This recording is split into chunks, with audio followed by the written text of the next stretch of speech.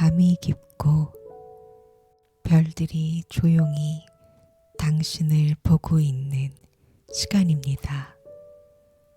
오늘 밤 당신을 위해 준비한 이야기는 아주 오래전에 일어난 한 아기의 이야기입니다. 먼 나라 애굽에서 시작된 강물 위의 기도와 하나님의 사랑이 만난 이야기지요. 이제 편안히 누워 눈을 감고 고요히 귀를 기울여 보세요. 이야기가 시작됩니다. 아주 오래전에 따뜻한 모래바람이 부드럽게 불어오는 나라 애굽이 있었습니다. 그곳은 나일강이 흐르는 아름다운 땅이었어요. 강은 매년 넘쳐 흐르면서 옥토를 만들어내고 그 검은 토양에는 밀과 보리가 풍성하게 자라났죠.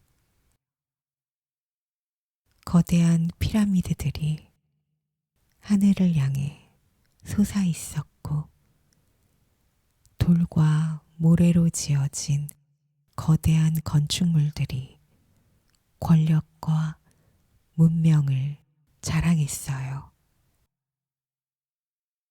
애굽이라는 나라는 그렇게 강대하고 세상의 모든 것을 지배하는 듯 보였습니다. 그 땅에는 처음부터 살던 백성들 말고도 한 무리의 사람들이 살고 있었어요. 바로 이스라엘 민족이었어요.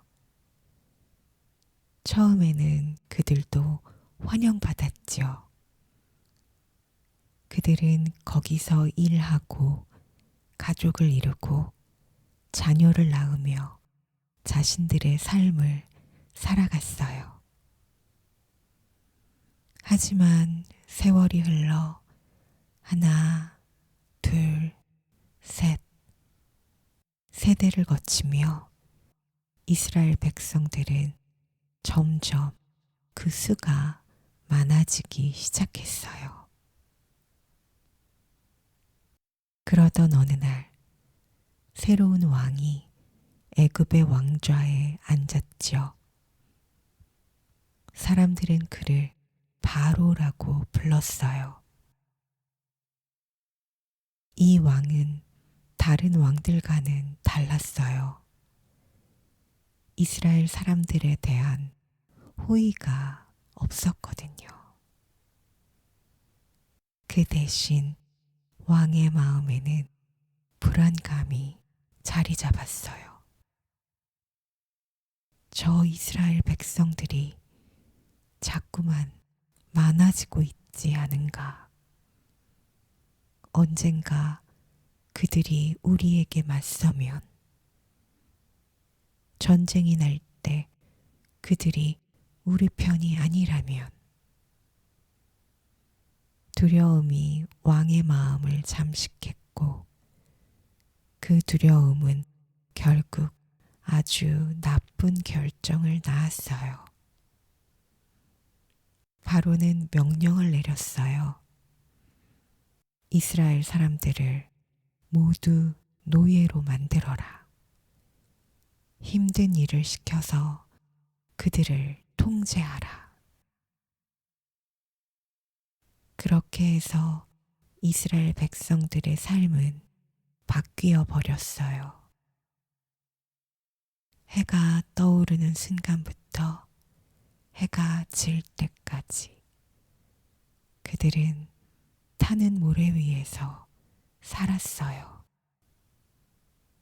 손끝이 갈라지고 손톱이 검어질 때까지 흙을 빚어 모으고 물을 섞어 반죽하고 즙을 엮어 말렸어요. 한 덩이 한 덩이 끝없이 쌓여가는 벽돌들. 무거운 돌을 어깨에 짊어지고 다리가 떨리도록 걸었어요.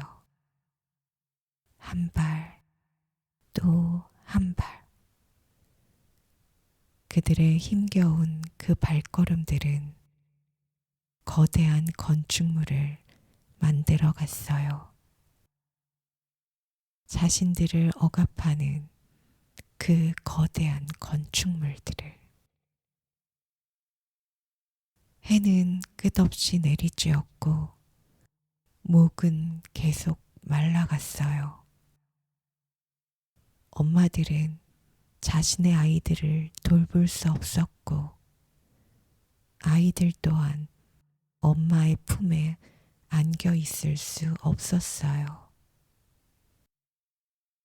세대를 넘어 전해지는 것은 희망이 아니라 고통이었어요. 칠흑 같은 밤이 찾아오면 그제서야 그들은 무너지듯 몸을 누일 수 있었어요. 근육은 경직되었고 영혼은 끝없이 가라앉았어요. 어제와 같은 오늘이 끝나고 오늘과 같은 내일이 시작될 것을 알기에 그들의 마음속 희망은 점점 그 빛을 잃어갔어요. 이 악순환이 언제 끝날지 아무도 알 수 없었고 영원히 끝나지 않을 것만 같았어요. 하지만 이상한 일이 일어났어요. 아무리 많은 일을 시켜도 아무리 힘들게 해도 이스라엘 백성들은 점점 더 많아져 갔어요. 마치 어떤 힘이 그들을 지켜주고 있는 것처럼요. 이를 본 바로는 더욱 두려워졌어요. 그리고 그의 두려움은 점점 더 깊어졌어요. 결국 그는 가장 끔찍한 명령을 내렸어요.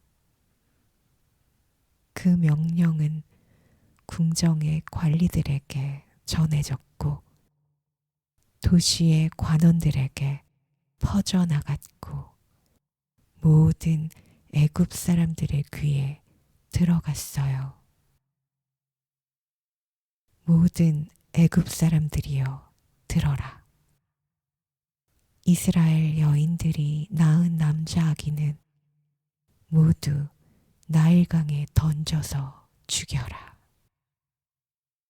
그리하여 그 백성이 더 이상 늘어나지 않게 하라. 그 명령은 무고한 생명들을 향한 너무나 잔인한 명령이었어요. 이스라엘 여인들은 아들을 낳는 것이 두려웠어요. 아들을 해산하여 어머니가 되자마자 그 품에서 아기가 영영 사라져야 했으니까요.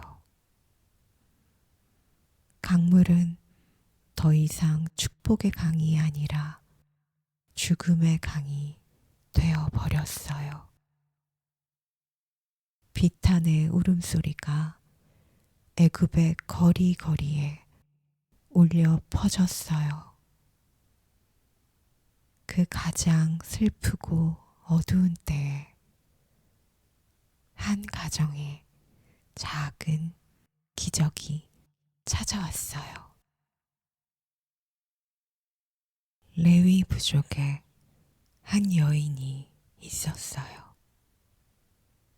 그녀에게는 남편과 두 아이가 있었죠. 그녀는 아무도 알지 못하게 조용히 또 다른 아기를 품고 있었어요. 아기가 태어나던 그날, 어둠 속에서 손으로 입을 막으며 최대한 조용히 그 아기를 해산했답니다. 여인은 아기를 품에 안고 한참 동안 바라보았어요. 작은 얼굴, 조용한 숨결. 그녀의 눈에는 그 아이가 참으로 아름답게 보였어요. 엄마는 아기를 자신의 가슴에 따스히 안았어요.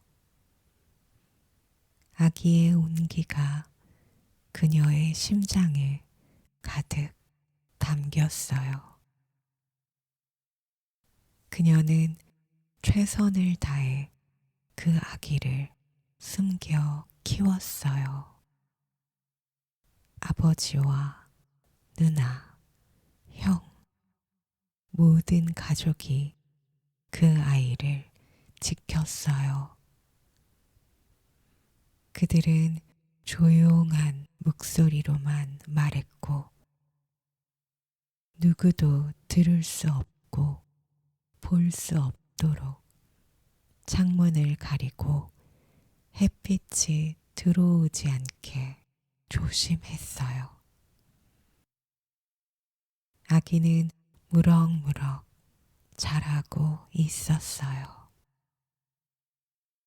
하루하루가 다르게 성장해 나갔죠. 아기의 울음소리도 커지고 있었어요. 엄마의 마음은 언제나 불안했어요. 혹시 옆집 사람이 듣지는 않을까? 혹시 지나가던 사람이 알아채진 않을까? 3개월이 지났을 때 엄마는 깨달았어요. 더 이상 이 아기를 숨길 수 없다는 것을요. 엄마는 밤새 고민했어요. 눈을 감아도 잠들 수 없었어요. 마음이 너무 두려웠어요. 아기를 지킬 수 있는 방법이 없는 듯 했어요. 어느 밤, 엄마는 한 가지 결심을 했어요. 이 아기를 하나님께 맡기자. 내가 할 수 있는 모든 것을 다 하고 나머지는 하나님의 손에 맡기자. 새벽빛이 찾아오기 전 엄마는 일어났어요. 그녀는 강가에서 여린 갈대를 모았어요. 그리고는 손가락을 맞물리며 작은 바구니를 짜기 시작했어요. 갈대줄기를 꼬고 엮고 또 엮었어요. 손이 아팠지만 그녀는 멈추지 않았어요. 바구니가 천천히 형태를 갇혀갔어요. 그 다음 그녀는 역청을 가져다가 바구니 안쪽에 조심스럽게 정성스럽게 발랐어요.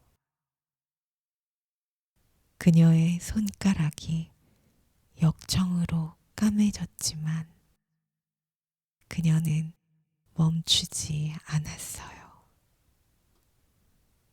바구니의 모든 틈이 막혀서 물이 조금도 새지 않도록 계속해서 역청을 발랐어요.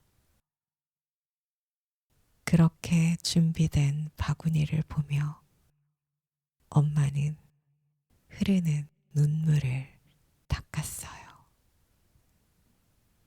가지고 있는 가장 좋은 옷을 아기에게 입히고 가장 부드러운 이불도 챙겼어요.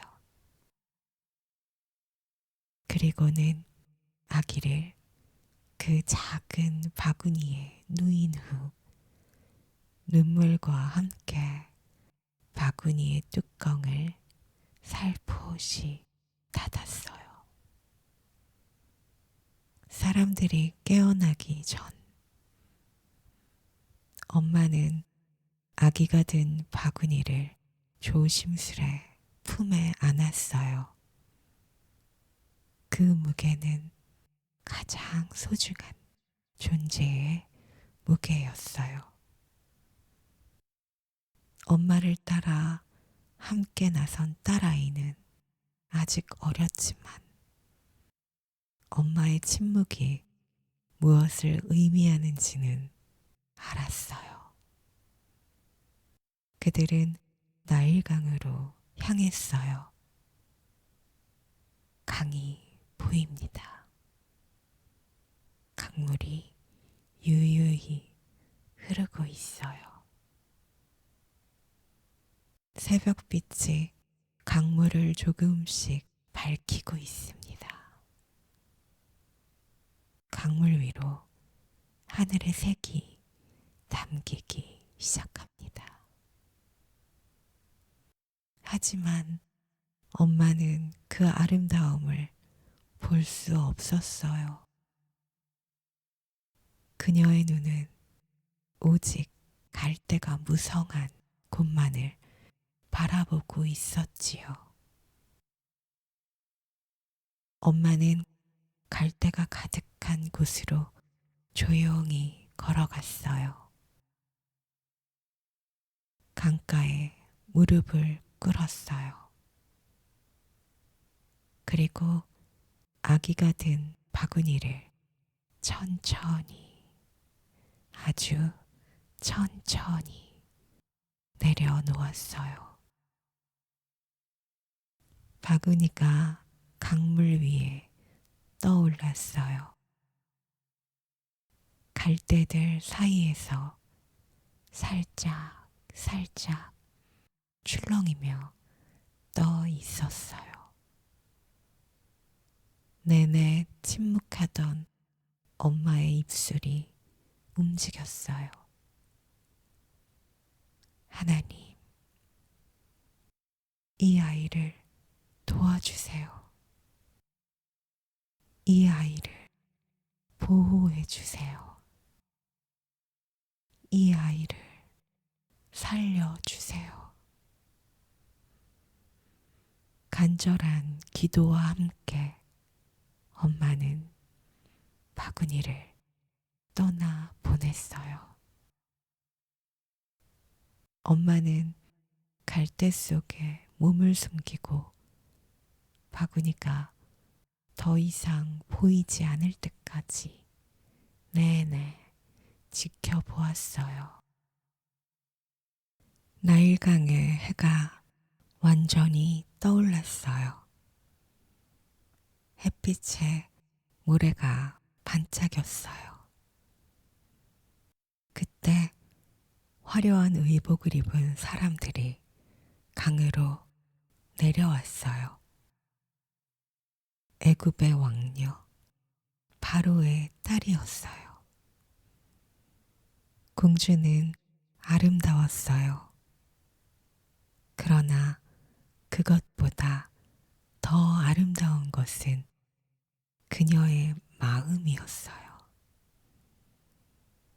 공주는 강물에 발을 담갔어요. 강물의 시원함이 햇빛에 그을린 그녀의 피부를 식혀 주었어요. 그때 공주의 눈에 뭔가가 들어왔어요. 갈대 사이에 있는 작은 것이었어요. 저게 뭘까?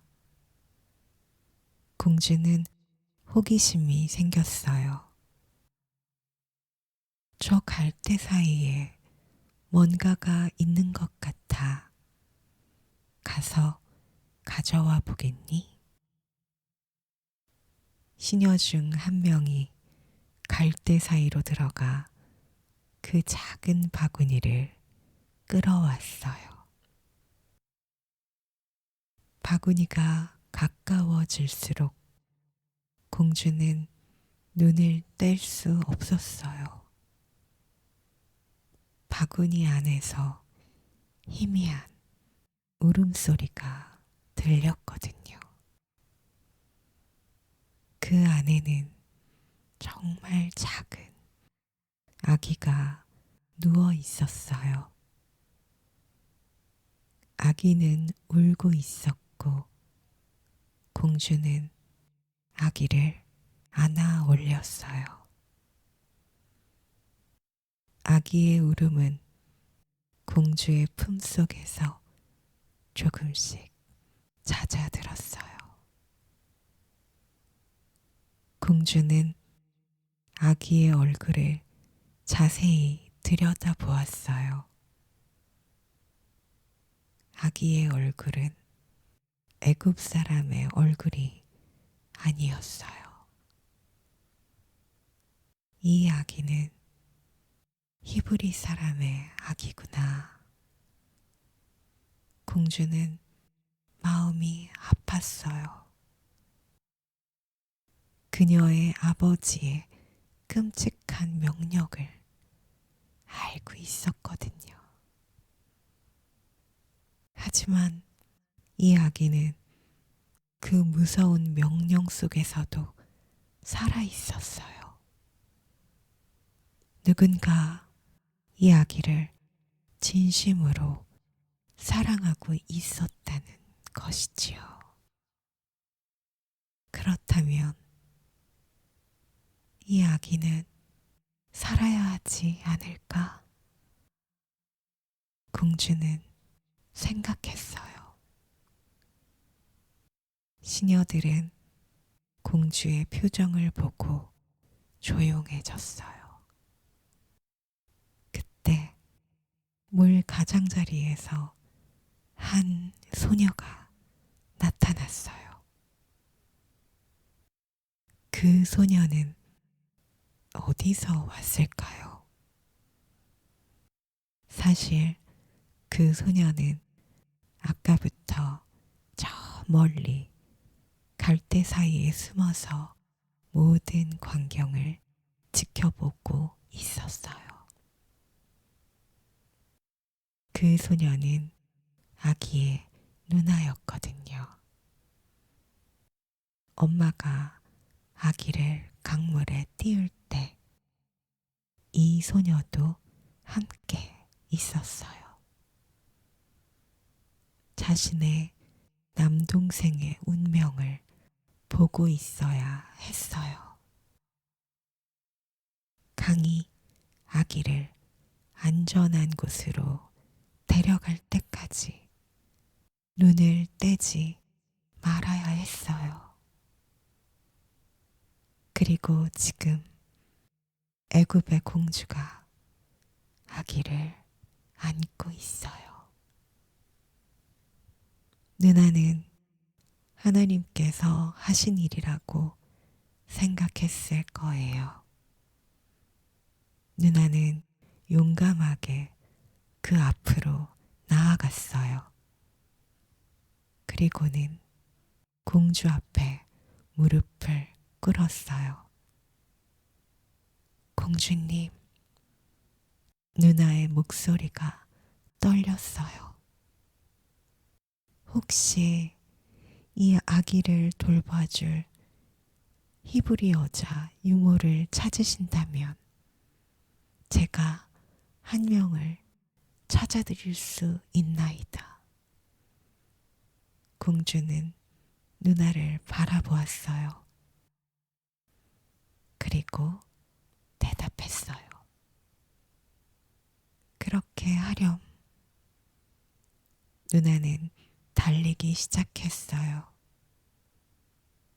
그리고 얼마 후 아이를 다시 만나게 된 엄마의 눈에는 기쁨과 감사와 경외의 눈물이 흘렀어요.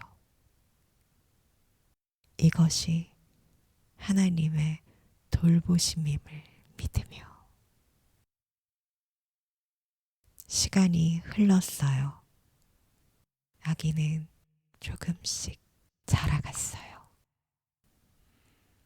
공주는 그 아기를 자신의 궁전으로 데려가기로 했어요.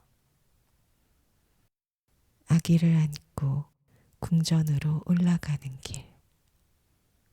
공주는 아기의 이름을 생각했어요.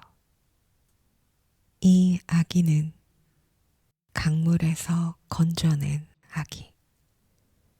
내 손으로 물에서 건져낸 아이이니 이름은 모세야. 모세. 그것이 아이의 이름이 되었어요. 물에서 건져낸 자라는 뜻의 이름이었어요. 모세는 애굽의 궁전에서 자라났어요. 궁전은 화려했어요. 거대한 돌기둥들이 서 있었고 벽에는 화려한 그림들이 그려져 있었고 천장은 높고도 높았답니다. 햇빛이 흔들리며 창을 통해 들어올 때 방 전체가 황금색으로 물들곤 했어요. 모세가 입은 옷은 부드러웠고 아름다웠어요. 모세가 먹는 음식은 향기로웠고 왕의 식탁에서 나오는 음식들이었어요. 모세는 왕자처럼 자랐어요. 공주는 모세를 정성스럽게 키웠고 모세는 공주의 아들처럼 사랑받았어요. 모세는 궁전의 학자들에게 글과 역사, 수학과 정치에 대해 배웠어요. 모세는 지혜로운 아이였어요. 선생들도 깊은 인상을 받았지요. 하지만 모세가 자라면서 그의 마음 어딘가에는 늘 이상한 감정이 살고 있었어요. 나는 누구일까? 나는 어디서 온 걸까? 모세는 자신이 히브리 사람이라는 것을 알고 있었어요. 그래서 모세는 애굽의 왕자와 같은 신분이었으나 마음 한구석에는 히브리 사람이라는 정체성을 가지고 있었어요. 그 두 정체성이 모세의 마음속에서 항상 얽혀 있었어요. 마치 두 개의 강이 만나는 것처럼요. 어느 날 궁전 밖 거리를 거닐던 모세는 뜨거운 햇빛 아래에서 힘겹게 일하고 있는 이스라엘 백성들을 보게 되었어요. 그들은 무거운 돌을 운반하고 있었고 채찍에 맞으면서도 일을 멈추지 않고 끊임없이 일하고 있었어요. 그 광경은 모세에게 깊은 충격을 주었어요. 궁전에 있을 때는 몰랐어요. 이렇게 고통받는 사람들이 있다는 걸요. 자신의 민족이, 자신의 형제들이 이렇게 고통받고 있다는 사실을요. 그때 모세의 마음속에서 뭔가가 일어났어요. 분노였어요. 이것이 맞는 일일까? 그 순간 모세는 더 이상 궁전의 왕자가 아니라 이스라엘 민족의 일부라는 느낌이 들었어요. 그날 이후로 모세는 자주 그 거리로 나갔어요. 자신의 백성이 어떻게 살고 있는지 보고 싶었거든요. 어느 날 또 다시 애굽의 감시자가 이스라엘 남자를 채찍으로 때리는 것을 봤어요. 피가 흐르고 그 사람의 비명이 모세의 귓가에 닿았을 때 모세의 가슴은 찢어지는 듯 했어요. 그 순간 모세는 그 애굽 감시자를 내리쳤어요. 그리고는 그 사람을 모래 속에 묻어버렸어요. 하지만 그 일은 곧 사람들에게 알려졌어요. 이야기가 계속해서 퍼져나갔어요. 그리고 얼마 후 바로 왕의 귀에까지 들어갔어요. 모세가 우리 사람을 죽였다. 바로는 분노했어요. 모세를 잡아라. 모세를 죽여라. 모세는 이 소식을 들었고 자신이 했던 행동의 결과가 얼마나 심각한지 깨달았어요. 모세는 궁전을 떠나 도망쳤어요. 애굽에서 멀리 떠나 미디안 땅으로 도망쳤습니다. 그곳은 애굽에서 광야를 지나 사막을 넘어야 닿을 만큼 먼 곳이었어요. 미디안은 애굽과는 아주 다른 곳이었어요. 황량한 광야가 펼쳐져 있었고 소수의 유목민들이 사는 곳이었습니다. 모세는 한 우물가에 앉아 있었어요. 많이 지쳐 있었죠. 그때 한 무리의 여인들이 양떼를 이끌고 왔어요. 이드로라는 사람의 딸들이었죠. 그들은 양들에게 물을 먹일 생각이었어요. 하지만 다른 목자들이 와서 그들을 쫓아냈어요. 모세는 그 모습을 보고 그냥 있지 않았어요. 모세가 일어섰어요. 잠깐.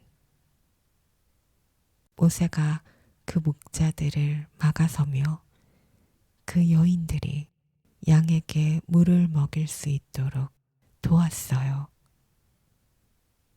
여인들은 그런 모세에게 고맙다며 돌아갔어요. 집으로 돌아간 후 그녀들은 아버지 이드로에게 말했어요. 한 이방인이 나타나서 우리를 도와주었어요. 이드로가 말했어요. 그런 고마운 사람이 있다니. 그 사람을 찾아와라. 함께 식사하자. 그렇게 모세는 이드로의 집에 머물게 되었습니다. 시간이 흘러 모세는 이드로의 딸 십보라와 사랑하게 되었고 결혼하게 되었어요. 모세는 미디안에서 새로운 삶을 시작했어요. 애굽 궁전에서의 삶은 완전히 끝났고 모세는 목자가 되었어요. 모세는 양떼를 이끌고 광야로 다녔어요. 밤하늘의 별들을 보며 잠이 들었고 광야의 바람을 맞으며 양들을 지켰어요. 힘들었지만 잔잔했고 외로웠지만 평화로웠어요. 모세는 이렇게 40년을 살아갔어요. 아마도 그는 생각했을 거예요. 나의 백성들은 여전히 애굽에서 고통받고 있을까? 언젠가 그들이 자유로워질 날이 올까? 하지만 모세는 모르고 있었어요. 하나님이 그를, 그의 백성들을 잊지 않으셨다는 것을요. 오늘의 이야기는 여기까지입니다. 첫 번째 모세 이야기와 함께 좋은 꿈 꾸는 편안한 밤 되세요. 평안을 빕니다.